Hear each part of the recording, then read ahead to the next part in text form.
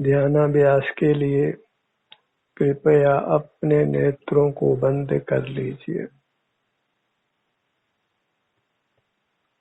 अपना मुख अपनी ओर कीजिए।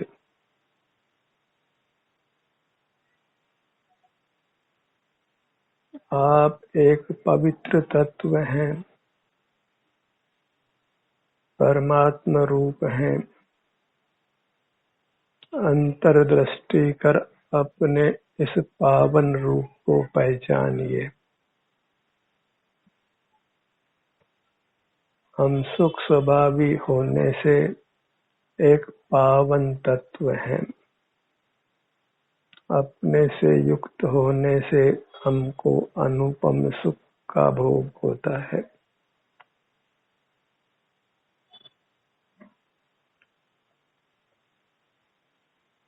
दूसरे का स्मरण उसमें विघ्न रूप ही होता है। हमें शुद्ध सुख चाहिए, जहाँ केवल सुख हो और पर बीच में बिल्कुल नहीं हो। पर के स्मरण से, पर के ज्ञान से सुख की शुद्धता नष्ट होती है। एकांत सुख चाहिए। लोक में हम शुद्ध दूध चाहते हैं, शुद्ध घी चाहते हैं, सब कुछ शुद्ध चाहते हैं। सुख भी शुद्ध लीजिए, जहाँ केवल सुख ही हो, अन्य कुछ भी नहीं हो। ब्रह्मांड में अनंत पदार्थ हैं, उनमें से किसी का भी ज्ञान नहीं हो। दूसरा बिल्कुल नहीं हो। ज्ञान के माध्यम से ही दूसरा हमारे भीतर प्रविष्ट होता है। सुख में विघ्न रूप होता है।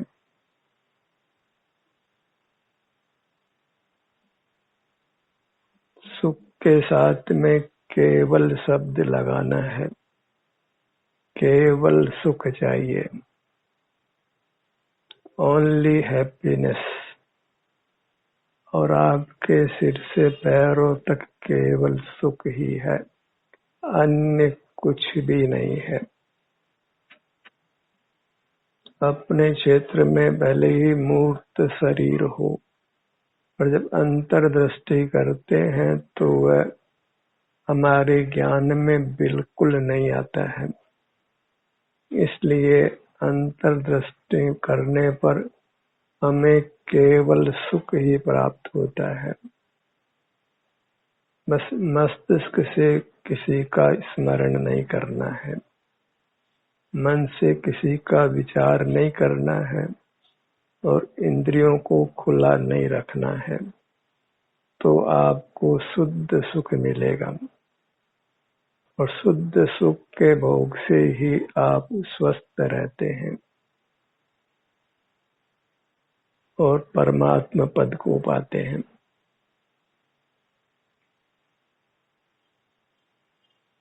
जितना भी पर का ज्ञान है वह इंद्रियों के माध्यम से है। इंद्रिय ज्ञान है और वह निंद्य है, क्योंकि वह पर प्रकाशक है, मूर्त का प्रकाशक है, जो सुख में विघ्न उत्पन्न करता है, सुख को अशुद्ध करता है, वैश्विक करता है। वह सुख भोगने लायक ही नहीं रहता। नाना प्रकार से विश्वरूप पर नमन करता है। उससे हम बारंबार मरते हैं। शस्त्र से, विष से तो हम एक बार मरते हैं, पर इंद्रिय ज्ञान और इंद्रिय सुख से हम बारंबार मरते हैं। विष और शत्रु के घात से इंद्रिय ज्ञान का घात अनंत गुना बुरा है। लोग विषपान से डरते हैं, शस्त्र से डरते हैं, पर इंद्रिय ज्ञान से नहीं डरते हैं। छोटे शत्रु से डरते हैं और उससे कई गुना बलवान शत्रु से नहीं डरते हैं। पर शुद्ध सुख भोगना है, वही भोगने योग्य है, तो फिर जगत का कुछ भी जानना नहीं है, केवल सुख को ही भोगना है। अपनी दृष्टि को अपने सिर से पैरों तक ही बनाकर रखना है। वह फिर शब्दों का, संख्या का कोई काम नहीं है, कोई मूर्त पदार्थों का ज्ञान नहीं है। इसलिए आप अत्यंत वीतराग रहते हैं, निर्विकल्प रहते हैं, परमात्मा समान होते हैं। प्रथम जीव परमात्मा समान होता है और फिर साक्षात परमात्मा होता है।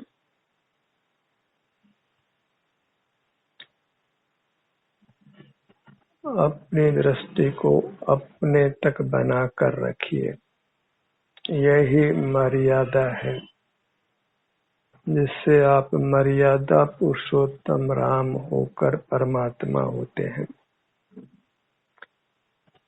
और इंद्रिय ज्ञान का निरोध करना ही वीरता है, शूरवीरता है, क्योंकि शत्रु अति बलवान है। अनादि से हम इंद्रिय ज्ञान में ही रहे हैं और मूर्त पदार्थों के आश्रित जी रहे हैं। मूर्त पदार्थ जीने के लिए अनिवार्य हो गए हैं और वे नहीं मिले तो हम मरण को ही प्राप्त हो जाते हैं। रोटी, कपड़ा, मकान, हवा ये नहीं प्राप्त हो तो शीघ्र ही मरण होता है। इंद्रिय ज्ञान से जीने से हमको इस प्रकार मूर्त पदार्थों की अनिवार्यता हो गई है और उनको जुटाने के लिए फिर रात दिन लगे रहना पड़ता है। खाना कुछ खाया, तत्काल ही कुछ और खाने की इच्छा बन जाती है।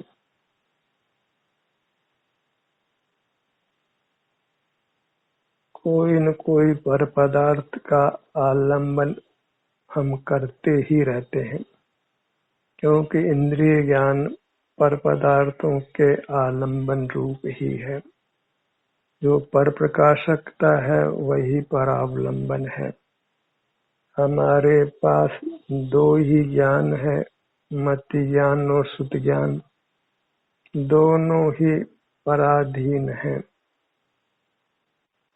परोक्ष हैं, हमको पराधीन ही करते हैं, मूर्त को ही देखते जानते हैं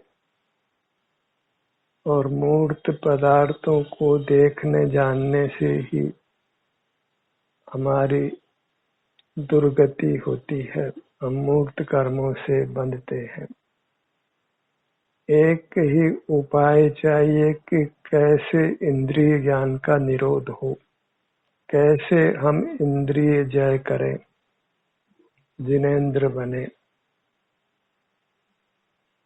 और जिनेंद्र बनने पर हम क्षीण मोह तो हो ही जाते हैं। जहाँ इंद्रिय ज्ञान नहीं, वहाँ फिर मोह भी नहीं होता है, राग द्वेष नहीं होता है, कोई कसाई नहीं होती है, कोई पाप परिणाम नहीं होता है,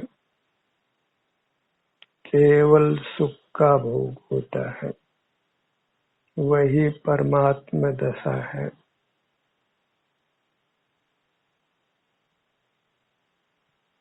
एक ही पुरुषार्थ है कि इंद्रिय ज्ञान का निरोध किया जाए, कुछ भी मूर्त पदार्थों को देखा नहीं जाए। हम टीवी के सामने रहते हैं, मोबाइल के सामने रहते हैं, अखबार के सामने रहते हैं और नाना प्रकार से बहिर्मुख रहते हैं, सदा ही इंद्रिय ज्ञान करते हुए मूर्त पदार्थों को विषय करते हैं। और जैन कहलाते हैं। आँख के अंधे और नाम के नयन सुख हैं।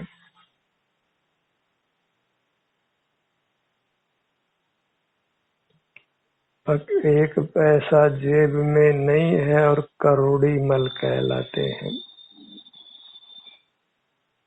हमें अपने नाम को सार्थक करना है।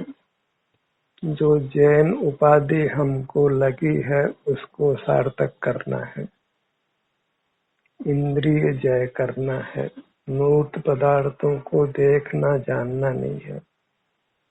न देखना है, न सुनना है, न सूंघना है, न चखना है, न स्पर्श करना है, न मूर्त का विचार करना है, न मूर्त का स्मरण करना है, न मूर्त पदार्थों को हिलाना डुलाना है। किसी भी प्रकार से मूर्त पदार्थ का सेवन नहीं करना है, क्योंकि वह सब शुद्ध सुख को खराब करता है। हमें केवल सुख ही चाहिए, क्योंकि हम एक सुख स्वभावी हैं। एक रूप रहना ही हमारा स्वभाव है। बहुरूपिया रहना हमारा स्वभाव नहीं है। जीव एक सुख गुण वाला है। अन्य शक्तियां मूर्त के संबंध से प्राप्त होती हैं, जिनको उपयोग में लेने से हम मूर्त से बंधे रहते हैं, छूटते नहीं हैं। तो मूर्त शरीर से जो भी कुछ होना संभव है उस सब का ही निरोध करना है। उसमें वचन चेष्टा, काय चेष्टा और मन से होने वाला विकल्प, उस सब को छोड़ना है।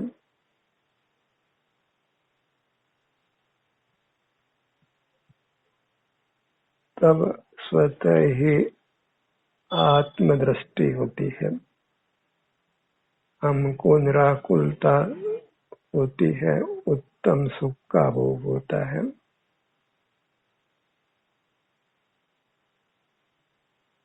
और जब हमको अपने ही रुचि होती है, अपने आत्म प्रदेशों की जो सुख के बने हुए हैं, तो फिर वृत्ति सहज ही उनके सन्मुख रहती है। हम मोक्ष पथ में रहते हैं, और जो मोक्ष पथ में होता है तो फिर मोक्ष भी प्राप्त होता है। इसलिए हमको केवल शुद्ध सुख भोगना है, जो अपने सन्मुख होने से मिलता है। पर सन्मुख होने से वह सुख वैसे ही हो जाता है, मलिन हो जाता है, और वह हमको उत्तम सुख का अनुभव नहीं कराता है, नाना दुखों को ही उत्पन्न करता है। जैसे लोक में अशुद्ध वस्तुओं का सेवन करें तो रोग आदि की उत्पत्ति होती है और हम नाना दुखों को भोगते हैं। तो अशुद्धता स्वीकार नहीं करना है। पर का मेल नहीं चाहिए, पर का संग नहीं चाहिए, पर का देखना जानना स्मरण नहीं चाहिए। सुख के लिए पर ही विघ्न रूप है, अंतराय रूप है, दुख का कारण है, दुर्गति गमन का हेतु है। आप चेत्य हैं, अकृत्रिम चेत्य हैं। आपकी मूर्त ही परमात्मा की मूर्ति है। परमात्मा की मूर्ति को मंदिरों में नहीं देखना है, क्योंकि आप जीवंत परमात्मा की प्रतिमा हैं, अनादि से हैं और अनंत काल तक रहेंगे। आप अकृत्रिम चैत्य हैं, वंद्य हैं, त्रिकाल भोगने योग्य हैं। शुद्ध सुख का भोग अपने सन्मुख होकर ही होता है। जिस सुख को भोगने पर किंचित भी दुख नहीं हो सकता है। जन्म मरण का अभाव होता है, परमात्म पद की प्राप्ति होती है। इतना सैद्धांतिक ज्ञान स्वीकार होता है तो फिर वृत्ति आत्म सन्मुख ही रहती है। ऐसा सैद्धांतिक ज्ञान हमें स्वतः ही प्राप्त हो जाए या किसी के उपदेश से प्राप्त हो जाए, फिर हमें अपना अनुभव करते हुए ही रहना है। फिर ज्ञान का कोई काम नहीं है। अपने ध्यान को अपने दाहिने भुजा पर लाइए।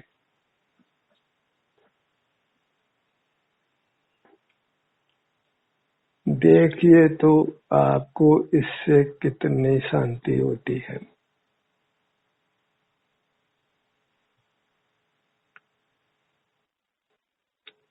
हम अमूर्त होने पर भी सुख स्वभावी होने से हमको अपना अनुभव होता है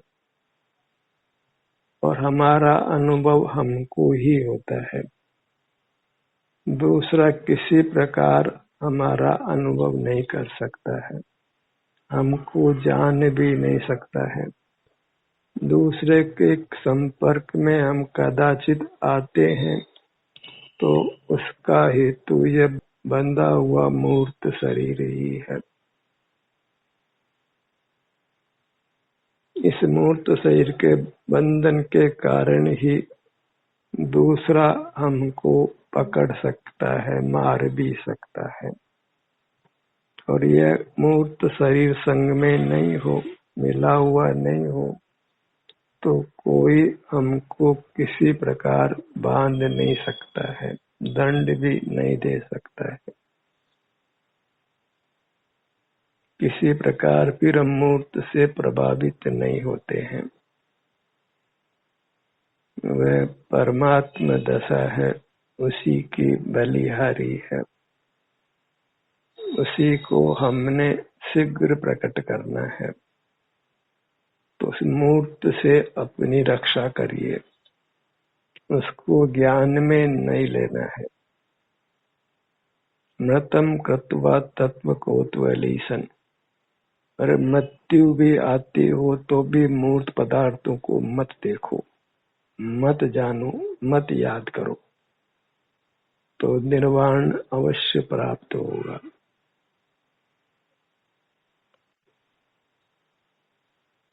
मरकर भी यह काम करना है, अर्थात पूरे यत्न से इस काम को करना है। बाहर के विषय भोग में नहीं रहना है। तो विषय भोग का सुख क्षणिक है, उसके उपरांत भारी दुख है। मनुष्य पर्याय का व्यय होकर फिर पशु पक्षी आदि हीन योनियों में जन्म होता है। फिर पुनः मनुष्य होना भी दुर्लभ होता है। फिर स्वावलंबन की बात सुनने को भी नहीं मिलती है। स्वावलंबी होना असंभव जैसा होता है। दाहिने हाथ का अंगूठा अनुभव में लीजिए। अपने अंगों का अनुभव वह शुद्ध सुख का ही अनुभव है, क्योंकि वहाँ दूसरा कोई नहीं है। दूसरे का नहीं होना ही शुद्धता है, अकेले होना ही शुद्धता है। एकाग्रता में आप अकेले अपने सन्मुख होता है, अनेकाग्रता में दूसरों के सन्मुख होता है। एकाग्रता मोक्ष मार्ग है और अनेकाग्रता संसार मार्ग है। दूसरों के सन्मुख होने का फल दुख है और अपने सन्मुख होने का फल सुख है। हम तो अनादि से ही दूसरों के सन्मुख रहते आए हैं। ऐसे में मनुष्य हो जाना भी अपने आप में एक आश्चर्य है। काम तो हमने खोटे खोटे ही किए हैं, पर के साथ जुड़कर ही रहे हैं, पर को विषय बनाकर ही रहे हैं, फिर भी जीवित हैं क्योंकि जीव जीता है। तो जीता है लेकिन उत्तम सुख पाकर नहीं जीता है, तो उसका जीना दुखों से जूझने रूप ही है। तो मनुष्य भाव में भी दुख है तो और भावों के दुख की क्या कथा है। दाहिनी हथेली पर आइए, छोटी अंगुली अनामिका, मध्यमा, तर्जनी, अंगूठा। इस प्रकार हम अपने सुख को अपने थोड़े प्रदेशों के आश्रय से भोगने का प्रयत्न करेंगे,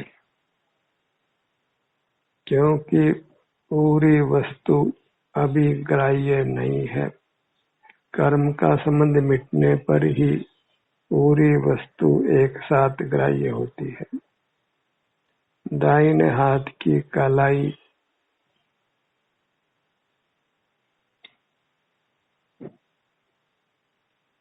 आप जब अपना मुख अपने अंगों की ओर लाएंगे तभी आपको सुखानुभूति होने वाली है। सुनने तक तो किंचित भी सुख नहीं है।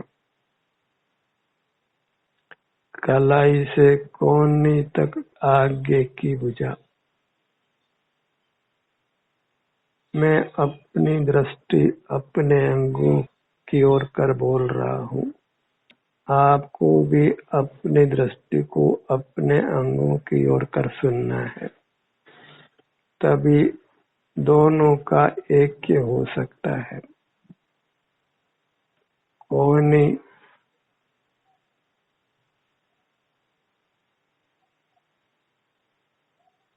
कोहनी से कंधे तक ऊपर की भुजा। दाहिनी भुजा में जो भी आराम की स्थिति है, कदाचित वेदना की स्थिति है, वह अपनी स्थिति है, वही भोग्य है। और जहाँ केवल अपनी स्थिति है तो वह शुद्धता है। जहाँ पर का स्मरण हुआ, पर का ज्ञान हुआ, वही अशुद्धता हो गई। पर का देखना, जानना, स्मरण करना मोक्ष मार्ग में वर्जित है, क्योंकि वह बंद मार्ग में है। दाहिना कंधा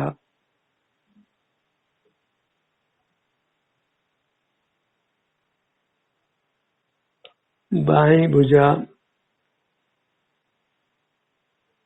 बाईं हथेली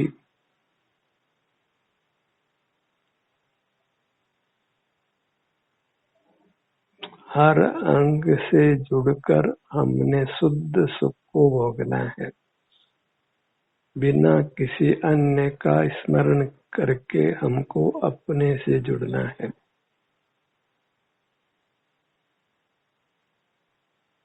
प्योर सुख ही लीजिए। अंगूठा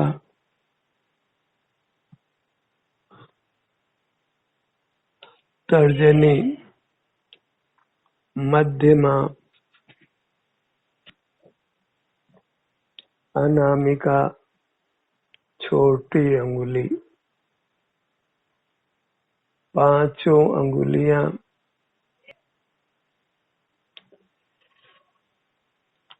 परमात्मा मनुष्याकार हैं और हम भी मनुष्याकार हैं। आकार कैसा भी क्यों न हो, पर का स्मरण नहीं करें तो हम शुद्ध सुख ही पाते हैं। आकार की मुख्यता नहीं है, शुद्ध सुख मिलना चाहिए। पर का स्मरण, पर का देखना जानना नहीं होना चाहिए। वही मोक्ष मार्ग है।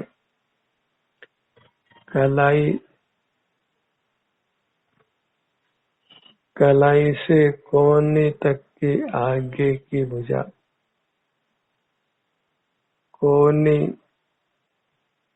कंधा,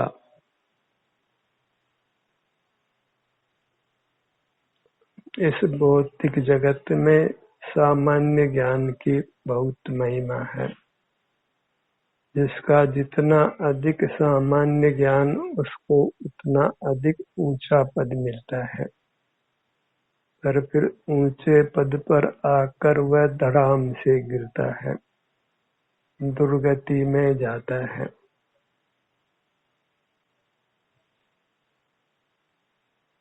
जैसे किसी को अच्छा भोजन देखकर फिर उसको तत्काल ही मार दिया जाए, ऐसी ही दुर्गति बाहर का ज्ञान एकत्रित करने वाले की होती है।